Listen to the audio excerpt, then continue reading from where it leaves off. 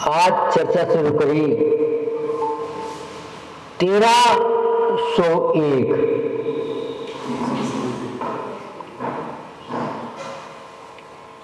इसका मतलब है जो 13 है वो मात्र एक है। ये संसार ये तूने अपना माना है, ये तेरा नहीं है। ये परिग्रह, ये धन दौलत ये अपना माना तेरा नहीं है। 1301, तेरा तो एक ही है। वो क्या है? वो वही है जो तेरे साथ रहेगा। कब से रहेगा? अनादि से अनंत तक रहेगा। चाहे जिस गति में चले जाऊं वहां तेरे पास रहेगा। यदि सिद्धालय में चला गया वहां वो ही जाएगा, और यदि संसार की किसी गति में वहां तो तेरे साथ रहेगा। उसके अलावा तेरे साथ कुछ भी रहने वाला नहीं है। जब शरीर छोड़ता है जो तेरा वो तेरे साथ जाता है। वो क्या है? बस एक, जिसे हम चेतन कह दो, आत्मा कह दो, परमात्मा कह दो, सत्य कह दो, वो तेरे साथ रहेगा। वही तेरा है 1301। बुझाता एक क्या? वही तो एक है जो मेरा है। और मेरा कौन? मैं ही मेरा हूं। ये शरीर उसका कवच है। ये घर शरीर का कवच है। ये संबंधी शरीर के रिश्तेदार हैं। ये भोजन उसमें सहायक है। किसमें? जो शरीर में कीटाणु है। भोजन तो इस मुंह से करते हैं, कीटाणु खा जाते हैं। वो जो उन्हें पसंद नहीं वो मल बन जाता है, पसीना बन जाता है। इतना ही तो है। जो 1301 आगे बात चली थी भाग्य और पुरुषार्थ की। भाग्य क्या? जो तेरे कर्म उधर मारे वो तेरा भाग्य है, और जो तूने पुरुषार्थ किया वो तेरे कर्म है। दोनों का जोड़ा है। यदि एक कम होगा तो दूसरा कम होगा, एक शून्य होगा तो दूसरा शून्य हो जाएगा। आज भगवान महावीर स्वामी ने समय को शून्य कर दिया। खाली समय शून्य नहीं किया, उन्होंने जो उसके कर्म आगे पीछे थे आयु के बराबर लिया है। जितने पापुन थे उनकी बटन खत्म कर दिया। उनका ये पुरुषार्थ था कि अपने में रम जाओ, और सारे कर्म के परमाणु 3 लोक में फैल गए। 1301 और 1 में आ गए। और आज 2 दिन बाद वे परमाणु फैल गए और 13 से अपने स्थान पर पहुंच गया। कौन पहुंचा? 1 पहुंचा, बाकी यहीं रह गए। शरीर यहीं रह गया, शरीर नहीं पहुंचा। जो 1 था वो सिद्धालय पहुंच गया, और 1 के लिए ही ये सारा कर्म किया गया। तो भाग्य क्या है, पुरुषार्थ क्या है? जो हम करते हैं वही भाग्य बनता है। भगवान चंदा प्रभु हमारे 8वें तीर्थंकर चंद्र प्रभु 40 में चर्चा आई है कि पूर्व भाव में चंदा प्रभु का जीव सम्राट, उनकी महारानी महान वैभव महारानी जरूर से ज्यादा सुंदर, और उनका प्रभाव बहुत भारी, सेना शक्ति अपार, भंडार अपार, मगर भाग्य पुरुषार्थ की बात है, उनको संतान नहीं थी। दोनों बहुत परेशान। एक रोज विहार करते हुए मुनि महाराज आ गए।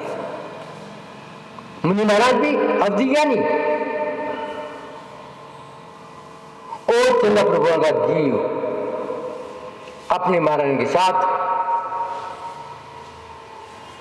मुनि महाराज के चरणों में पहुंच गए। जब भटकन होती है रास्ता एक ही जगह मिलता है, वो प्रभु के चरणों में मिलता है, देश शास्त्रों के चरणों में मिलता है। नहीं जाने कहां कहां भटके थे, नहीं जाने कितने कितने डॉक्टर के पास गए थे।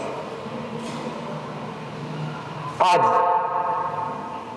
एक नए डॉक्टर के पास आ गए जिनके पास कोई इंजेक्शन नहीं, कोई टेबलेट नहीं, कोई कैप्सूल नहीं, कोई मलहम नहीं, और आगे चरणों में कहा, सबसे पहले नमोस्तु किया, परिक्रमा लगाई और चरणों में आसन ले लिया और क्या है, प्रभु घर में वैभव अपार है, शक्ति अपार है, मगर बस एक ही दुख है कि घर में संतान नहीं है। इस राज को संभालने वाला कोई नहीं है। महाराज ने महारानी की ओर देखा और कहा, पुत्री तूने पूर्व भाव में इस सुंदरता के लिए क्या क्या नहीं किया, और तूने भावना पाई थी मेरा शरीर सुंदर रहे, और यदि संतान हो गई तो सुंदरता चली जाएगी। वो कर्म उद्यम आ गया। बस यही तो पुरुषार्थ और भाग्य है। जब पुरुषार्थ किया था शरीर सुंदर रहे, शरीर तो सुंदर मिला मगर संतान नहीं मिली।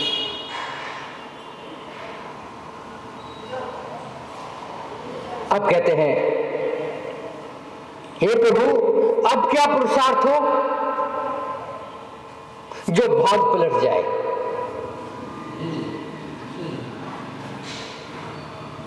तो महाराज कहते हैं, अष्टानिका आने वाली है, आने वाली भी है,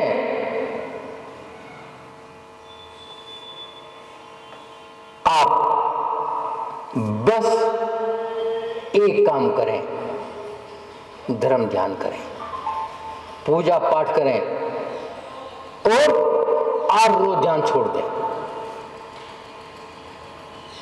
अपने में रम जाए। आप संत नहीं मगर संत का जीवन जिए। और अष्टमी का पर्व उत्सव के रूप में मनाए, भगवान के चरणों में रोज हाजिरी लगाएं, अर्थात भगवान पर कलसा करें, भगवान की पूजा भक्ति करें। 2 साल में पुरुषरत्न हो जाएगा। ये भाग और पुरुषार्थ की बात है। आज पुरुषार्थ करो तो 2 साल में फल मिल जाएगा। पहले पुरुषार्थ किया था, आज फल मिल रहा है, मगर मेरा पुरुषार्थ विपरीत दिशा जा रहा है। मैंने पुरुषार्थ संसार के लिए किया है और संसार को चाहा है, तो विचार करो कैसे सुख मिले।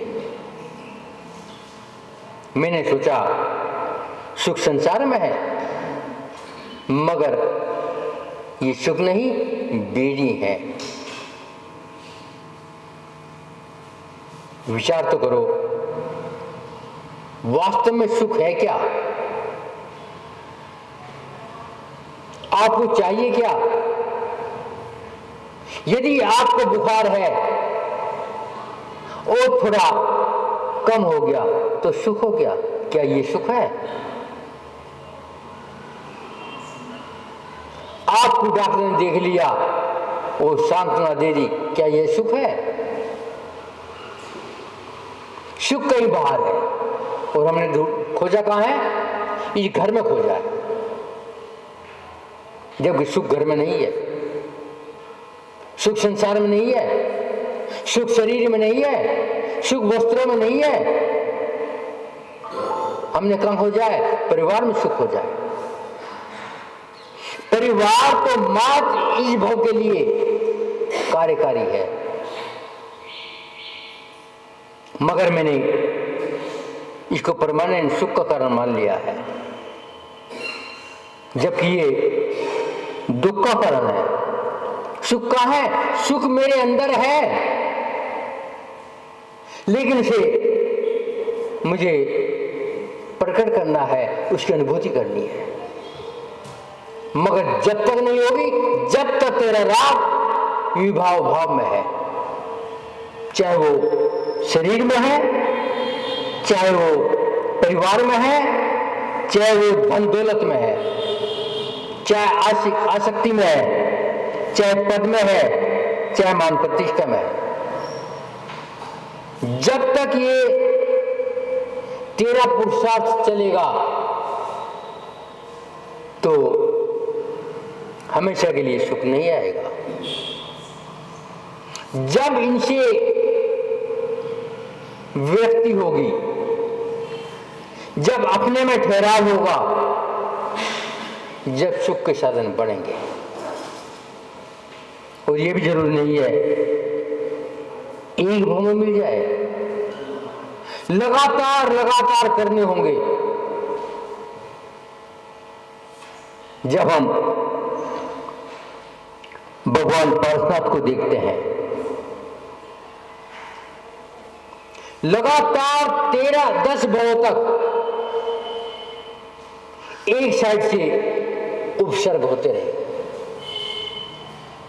और दूसरी साइड में शांत झेलते रहे, क्योंकि जानते रहा मैं कौन हूं। और जब उन्होंने जान लिया, बस 1301 बार के विकल्प खत्म। जब तक नहीं जाने थे, 9 भाव पूर्व चरण मांगे राजा ने काला मुंह कर गधे पर बिठाकर नगर में घुमाकर बाहर निकाल दिया। कौन थे? मंत्री के भाई, कमठ का जीव और मरुभूति मंत्री, महामंत्री। मगर पुरुषार्थ विपरीत था। पुरुषार्थ पाप में था, कर्म उदय में आ गया। मगर भाई का राग था, खोजते खोजते चरणों में बैठ गया। चलो, पूरा सम्मान मिलेगा, पूरा आदर मिलेगा, पूरा महल मिलेगा, चलो नगर चलो। बस बुद्धि में आ गया, इसके कारण तो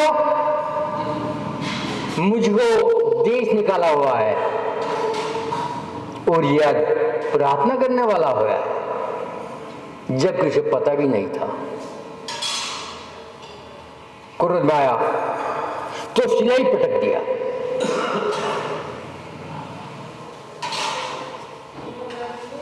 और मरी भूत को शिला पटने से दर्द हुआ, मगर भाव में निर्मलता थी तो क्या बन गए? हाथी। तो कहने का मतलब है, हमारा भाग और हमारा पुरुषार्थ मात्र मेरे हाथ में है। जैसा मेरा पुरुषार्थ होगा वैसा भाग्य होगा, मगर भाग्य को मैं देखता हूं, अपने पुरुषार्थ को नहीं देखता। और जब मैं विचलित होता हूं, नहीं जाने क्या क्या अनाप शनाप बोल देता हूं, कहां का अंतरा डाल देता हूं, और जो भाग उदय में आएगा तो पता चलेगा। जब कहेगा मैंने कुछ किया ही नहीं और बगैर किए पाप उदय में आया नहीं। एक कर्म ही इतना बड़ा न्यायाधीश है, इतना बड़ा जज है, कहीं रिश्वत नहीं चलेगी, कहीं सिफारिश नहीं चलेगी, कहीं टाइम का चूक नहीं चलेगी। जब के लिए कर्म बांधा है जब उदय आएगा, कोई शक्ति टाल नहीं सकती। मगर आज जब मैं पुरुषार्थ करता हूं, उस समय को नहीं देखता जो समय में उदय में आने वाला है।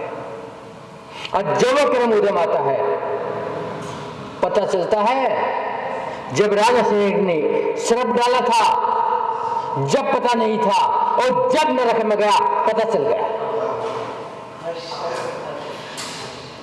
जबकि तीर्थंकर होने वाला है नहीं, कर्म कहता है, भाग्य कहता है ये तेरा कर्म उदय में आएगा, और महावीर भगवान कुछ ना कर सके। आज मैं थोड़ा सा पावर में हूं, मन चाहे जितने अंतर डाल ले, मगर जब उदय में आएगा पता चल जाएगा। वो तेरी पावर एक साइड में, और तू हंटरों के नीचे होगा। जिस प्रकार के एक बैल जब कसाई खाने में होता है, चमड़ी उधेड़ी जाती है, कैसे? 200 डिग्री पे पानी गर्म होता है, खोलता नहीं 200 डिग्री पे, और खोलता पानी इतने मोटे पाइप से ऊपर पड़ता है, और बिजली के हंटर पड़ते हैं, मगर बैल हल नहीं सकता क्योंकि पैर में जंजीर पड़ी है। जंजीर नहीं, मशीन लगी है, हल नहीं सकता। जब ये कर्म उदय आते हैं, ये पचिंद्री जी की बात बता रहे हैं, नरकों की नहीं बता रहे। इसी क्षेत्र की। मगर मैंने जब कर्म बांधे थे, क्या बांधे थे कि मैंने 5 परमेष्टि के लिए, 9 देवताओं के लिए अंतराय डाली थी। आज क्या बना है? पड़ रहे हैं हंटर, अब कोई बचाने वाला नहीं है। ये मेरा पुरुषार्थ था, आज मेरे भाग उदय में आए हैं। मगर मैं जब पुरुषार्थ करता हूं, बाकियों दृष्टि जाती ही नहीं।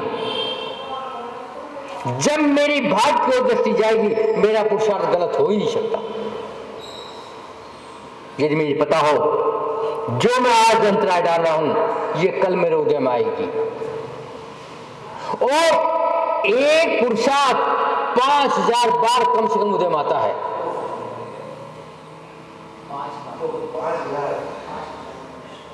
क्यों? क्योंकि जब कर्म बनता है उसके लिए अब आधा काल मिलता है। अब अभी समय है, अब आधा काल का मतलब अभी समय है।